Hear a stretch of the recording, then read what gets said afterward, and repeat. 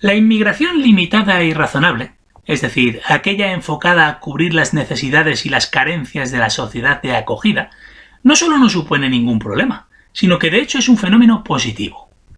La inmigración masiva descontrolada, por el contrario, es un fenómeno muy negativo e incluso peligroso. Es más, puede llegar a ser letal a largo plazo. Los sionistas y los progres, que en este punto, como en otros muchos, coinciden, afirman que necesitamos la inmigración para compensar el envejecimiento de la población. Esto es una falacia. Me centraré a continuación en el caso de España. Pero vamos, lo que voy a decir se puede extrapolar a cualquier país asediado por la inmigración incontrolada. Lo cierto es que nuestra economía es mucho menos potente de lo que parece, pero la continua creación de burbujas financieras desde el año 2000 ha hecho creer a mucha gente que somos un país rico que realmente necesita más mano de obra. Estas burbujas generan una economía artificial y unos puestos de trabajo artificiales que desaparecerán de un día para otro cuando estas burbujas estallen y todo salte por los aires, tal y como ya sucedió en el 2008 en el sector de la construcción, solo que en la próxima supercrisis todos los sectores de la economía se verán afectados. A eso añadamos que la revolución robótica que acaba de comenzar destruirá en un tiempo récord millones de puestos de trabajo en los próximos años. Y a todo esto podemos añadir los millones de puestos de trabajo que nuestros empresarios han llevado a China desde los años 80 con el beneplácito de nuestros líderes políticos, que como ya sabéis siguen en todo momento las instrucciones de los banqueros internacionales. Señores, es hora de abrir los ojos. La verdadera razón por la que los banqueros sionistas han promovido la inmigración masiva no es por compasión o amor por la humanidad, sino para destruir nuestros sistemas financieros y poder así adueñarse de nuestros países. Lo que voy a explicar a continuación es una de las ideas más importantes que voy a exponer en mi canal, así que por favor os pido concentración. Los inmigrantes y los españoles que pidieron préstamos hipotecarios antes de la crisis de 2008 para poder comprar pisos muy sobrevalorados y que poco después dejaron de pagar sus cuotas tras quedarse en el paro, obligando al Estado a asumir dichos créditos impagados, han destruido nuestro sistema financiero y han colocado al Estado al borde de la quiebra. En su descargo debo decir que ellos no eran conscientes de las gravísimas consecuencias de sus actos para el país. Actuaron de forma irresponsable, sí, pero sin mala fe. Pero insisto una vez más, los banqueros y los políticos sí que sabían desde el minuto uno que esto es lo que acabaría pasando. De hecho, los banqueros internacionales encargaron a los políticos que destruyeran las cajas de ahorro españolas, que eran entidades de crédito realmente españolas, no como los bancos de hoy en día, que son una prolongación de los tentáculos de los bancos de Londres y Nueva York.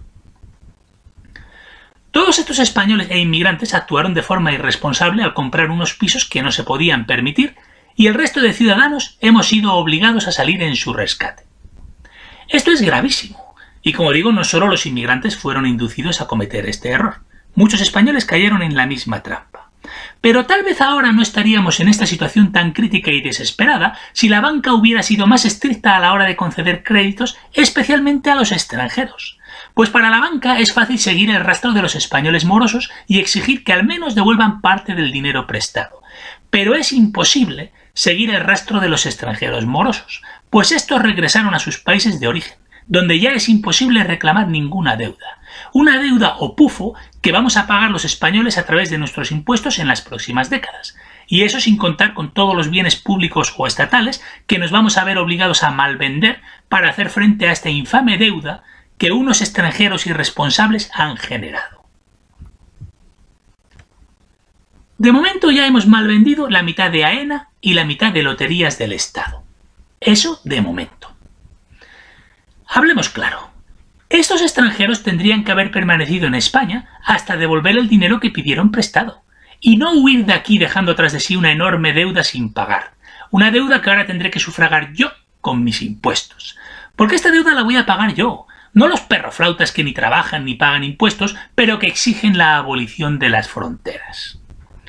Esto es lo que pasa cuando un país deja de controlar sus fronteras y las abre de par en par, y encima sus bancos se dedican a conceder de forma temeraria créditos a extranjeros con una vinculación mínima o inexistente con el país. Pero jamás no olvidéis, todo esto ha sido planificado por los banqueros sionistas. Nada de lo que ha ocurrido ha sido casualidad. Asimismo, tampoco debéis olvidar la enorme responsabilidad que tienen en todo este asunto todos los progres que conocéis. Unos individuos que con su actitud y sus votos han contribuido al hundimiento de nuestro país. Unos individuos que encima van caminando por la calle con aires de superioridad moral. En fin, todo este asunto es bastante delicado. Hay mucha gente a la que este asunto le afecta mucho. Se lo toman como algo personal. La verdad es que a mí no me apetece enemistarme con nadie. Pero si alguien se quiere enemistar conmigo, pues que lo haga. Si alguien me retira la palabra por decir lo que digo, pues que lo haga. Porque todo este tema del que estoy hablando no es ninguna broma. En el futuro pueden pasar cosas gravísimas.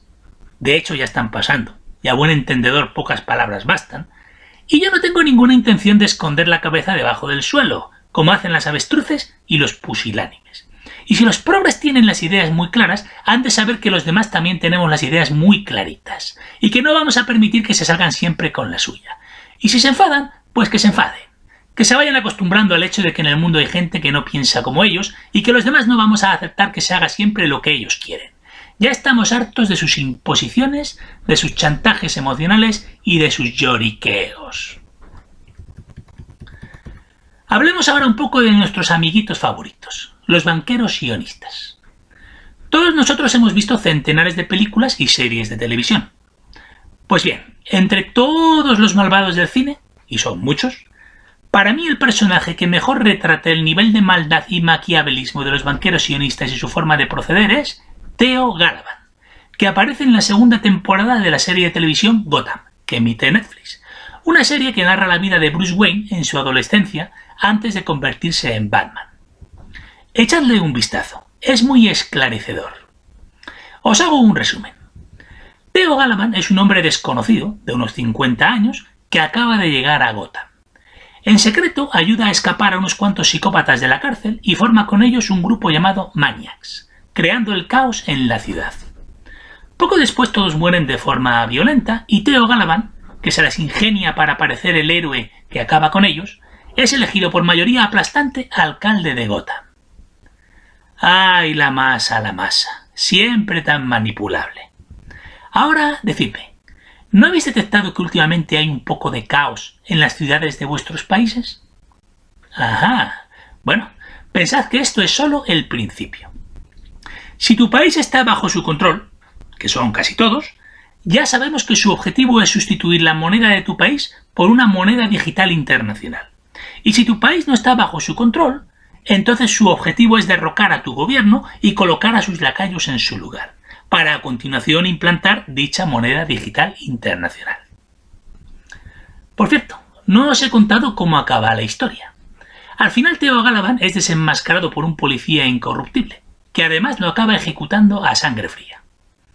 En fin, como sabéis, en la vida real, desgraciadamente, los tipos como Theo Galavan siempre se salen con la suya.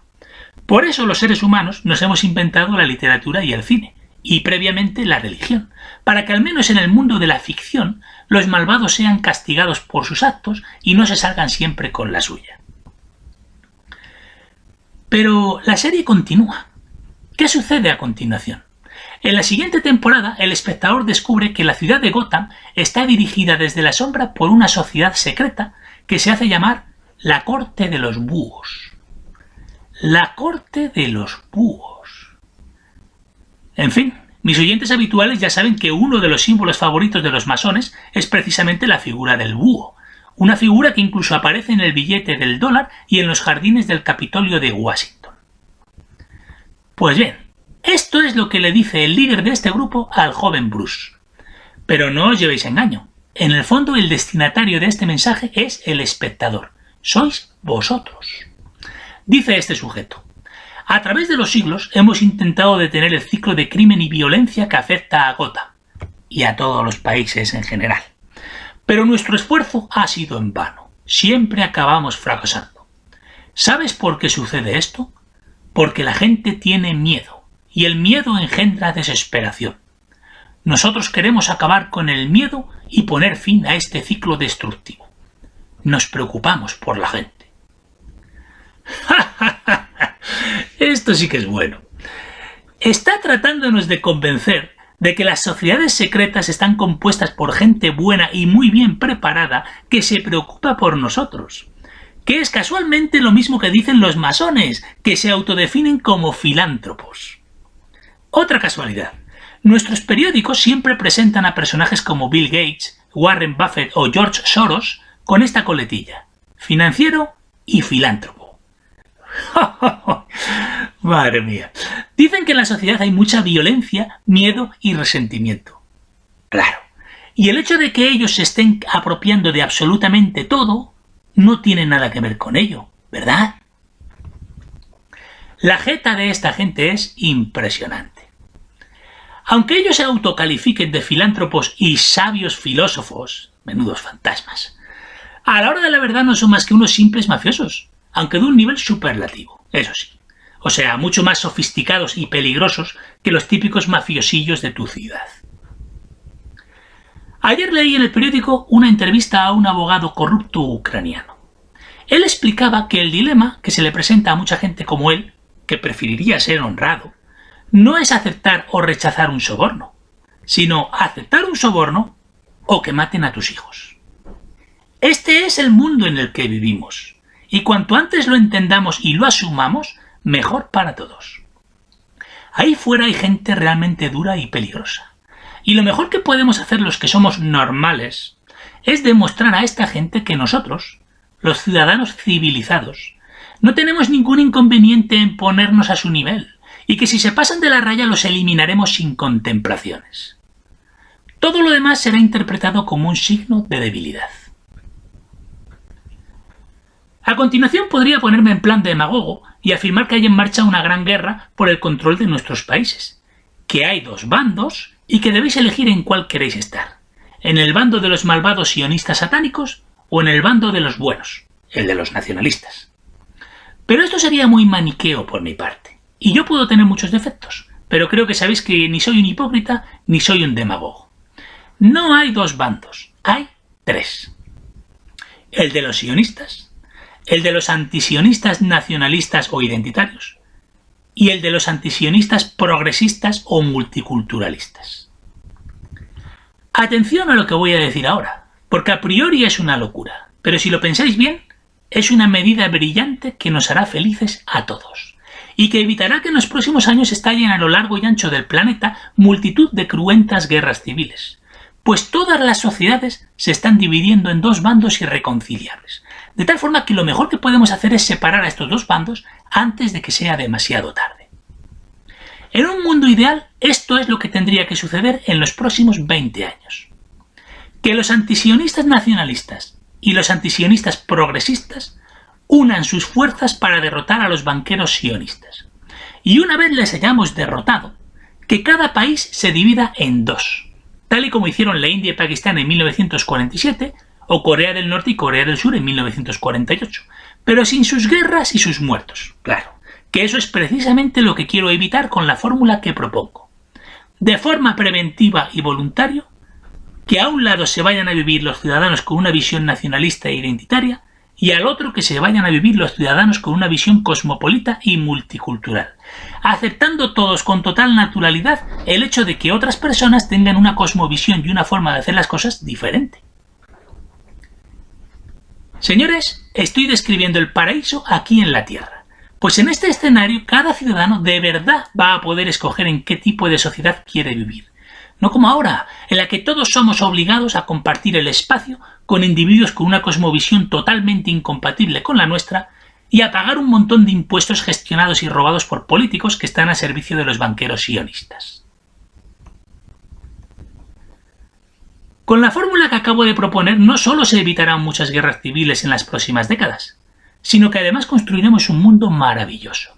Un mundo donde cada país reservará una parte de su territorio para la gente que se encargará de conservar su identidad y su idiosincrasia, y otra parte del territorio para la gente interesada en abrirse al resto del mundo y construir una nueva realidad. Pensadlo bien, incluso los progres deberían estar de acuerdo con esta reflexión. Si no reservamos una parte de cada país para la población nativa, Dentro de 100 años no quedarán ciudades y pueblos con personalidad propia, y todas las ciudades del mundo nos parecerán completamente iguales. Pasearéis por Shanghái o por Tokio y todos los letreros estarán en inglés. Y nadie beberá té, todos beberemos café en Starbucks. Esto es un genocidio cultural en toda regla. Los genocidios étnicos son terribles, sí. De hecho, sin duda son más horrendos y mortíferos que los genocidios culturales, es cierto. Pero eso no quita que los genocidios culturales también sean execrables. Y hoy en día existen los medios para impedir los genocidios culturales sin renunciar a abrirse al mundo. ¿Cómo? Cerrando las fronteras en la mitad del territorio y abriéndolas de par en par e incluso aboliéndolas en la otra mitad. El territorio con fronteras será el paraíso de los nacionalistas y el territorio sin fronteras será el paraíso de los internacionalistas. A partir de ahí, todos los territorios resultantes comerciarán con los demás con total normalidad. La solución que propongo es maravillosa, pues colma las expectativas de todo el mundo. No me explico cómo no se le ha ocurrido a nadie antes. Puede que yo sea la primera persona en todo el mundo que exponga esta tesis. Vaya, sin proponérmelo, acabo de pasar a la historia. A día de hoy todo esto tal vez suene ridículo o utópico, pero quién sabe. A lo mejor dentro de 20 años todo el mundo echará la vista atrás y se preguntarán, arrepentidos, ¿por qué nadie se tomó en serio esta propuesta? Dios me libre de compararme con Lutero, el hereje Lutero, pero os recuerdo que todo el movimiento protestante comenzó con un simple cura colgando un breve manifiesto en la puerta de una pequeña iglesia en 1517. De hecho, yo voy mejor encaminado que él. Lutero colgó su panfleto el 31 de octubre de 1517 en el portón de una iglesia, un panfleto que al principio como mucho leerían 200 personas, mientras que yo he publicado mi manifiesto el 15 de marzo de 2020, una fecha señalada, pues tal día como hoy fue asesinado Julio César, el azote de la oligarquía romana y de los franceses. Y además yo lo he publicado en YouTube, con un target potencial de 1.000 millones de personas, aunque desafortunadamente a la hora de la verdad solo lo escucharán 5.000 personas. Lo mejor de cada casa, eso sí.